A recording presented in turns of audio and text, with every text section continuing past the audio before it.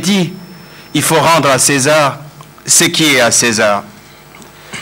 Nous nous sommes connus à la faculté de droit. Je vais me vanter un tout petit peu à ses côtés, puisque j'ai été reçu au concours de la plaidoirie. J'étais étudiant et il était mon jeune frère. Nous nous sommes suivis. Et d'ailleurs, il est venu premier dans le cadre de ce concours.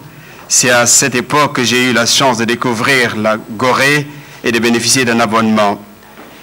À l'époque, nous étions des étudiants et par la suite, chemin faisant, nous nous sommes retrouvés à l'Institut des droits de l'homme et de la paix et il intervient pour enseigner le droit pénal international. Il est docteur, pourquoi docteur? Parce qu'il a soutenu une très très belle thèse et une grande thèse sur la politique juridique de l'ONU. Il a obtenu son CAPA, certificat d'aptitude à la profession d'avocat, à l'école du barreau de Paris. Il est donc avocat au barreau de Paris, fondateur d'un cabinet d'avocats sur l'avenue Fredland, dans le 8e arrondissement.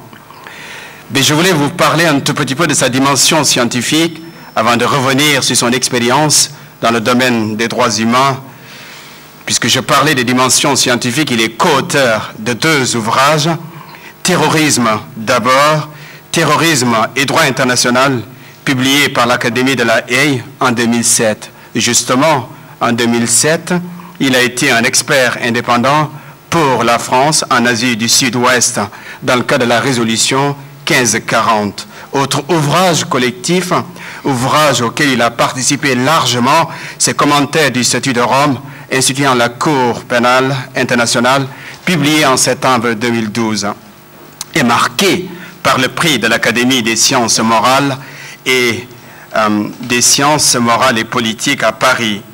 Je voudrais terminer par son expérience dans le domaine des droits humains. Ce jeune, mais grand spécialiste du droit international des droits de l'homme, certifié par l'Académie de la Haye, attesté par le Haut Commissariat des Nations Unies, reconnu par le Conseil de sécurité des Nations Unies. Mesdames, Messieurs, je voulais vous parler de Maître Abdoulaye Tine.